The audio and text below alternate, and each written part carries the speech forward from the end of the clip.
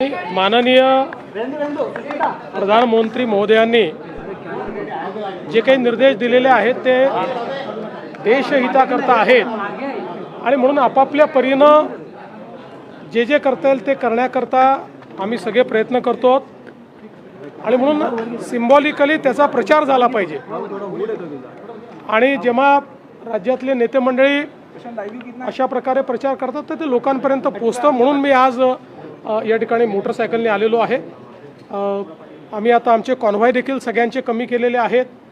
सगळ्यांचे जे काही परदेश प्रवास आहेत ते देखील आम्ही आता सगळ्यांचे रद्द केलेले आहेत आणि वेगवेगळ्या प्रकारे इंधन बचत कशी करता येईल, परकीय चलन बचत कशी करता येईल हाही आमचा प्रयत्न असेल।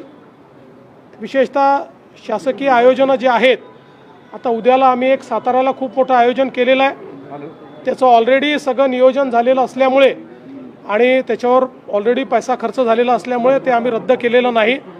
पण या आयोजनानंतर आम्ही पुढचे 6 महिने मोठे आयोजनं शासनाच्या वतीनं हे करणार नाही आहोत। उद्याचं आयोजन मात्र आपल्याला कल्पना आहे की जवळपास 25 लाख कुटुंबांना उद्या 10,000 कोटी रुपये केंद्र सरकारच्या वतीनं प्रधानमंत्री आवास योजनेत देण्यात येणार आहेत।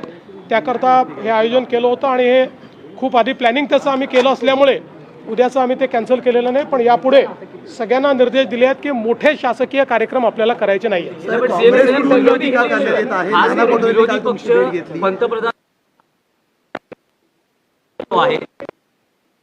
नेते राहुल गांधी असतील किंवा अन्य नेतेही असतील, त्यांचं असं म्हणणं खरं तर युद्ध सुरू झालं तेव्हाच ही परिस्थिती होती, पण तेव्हा गांभीर्याने घेतलं गेलं नाही आणि आता लोकांना संकटात टाकलं जाते। मला असं वाटतं की विरोधी पक्षाला थोडी प्रगल्भता यावी लागेल।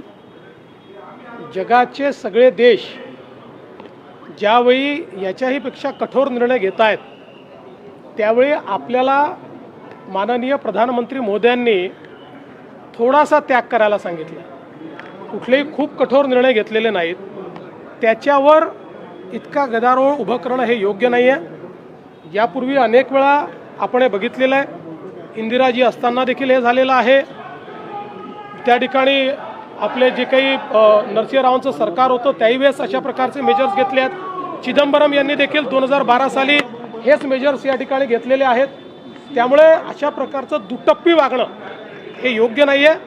देशहिताकरता आंतरराष्ट्रीय परिस्थिती अशी तयार झाल्यामुळे जर आम्ही थोडंही ॲडजस्ट करायला तयार नसू तर मला असं वाटतं की या विरोधी पक्षाला प्रगल्भता नाही असंच म्हणावं लागेल। आणखी एक विषय आहे की पंतप्रधानांनी काटकसरीचा आवाहन आणि विदेश प्रवास टाळा असं जेव्हा केलं तर आता सोशल मीडियावरही काही प्रतिक्रिया व्यक्त होत्या की 15 तारखेपासून पंतप्रधान हे आठवडाभर युरोप दौऱ्यावर चाललेले आहेत। मला असं वाटतं यापेक्षा जास्त मूर्खपणाचं दुसरं लक्षणच असू शकत नाही की देशाच्या पंतप्रधानांच्या दौऱ्यावर प्रश्नचिन्ह निर्माण करणं। देशाचे पंतप्रधान जेव्हा परदेशात जातात, स्ट्रॅटेजिक अलायन्सेस होतात, देशाच्या अर्थव्यवस्थेला त्या ठिकाणी त्याचा फायदा होतो आणि म्हणूनच प्रधानमंत्री मोदयांनी सांगताना जे काही विदेश प्रवास करू नका असं म्हटलेलं आहे ते अनावश्यक किंवा टाळता येण्यासारखे। याचा अर्थ असा नाही आहे की आता एखादा जर आपला कोणी मोठा व्यापारी हा परदेशात डील करत असेल तर त्यांनी ती डील रद्द करून टाकावी, अशा प्रकारचा याचा अर्थ नाही आहे। बिनडोकपणे प्रधानमंत्र्यांवर या ठिकाणी मी बिनडोकच म्हणेन, अतिशय दुर्दैवाने म्हणतो, असे शब्द वापरू नये, पण जे अशी टीका करतात ते बिनडोकच आहे।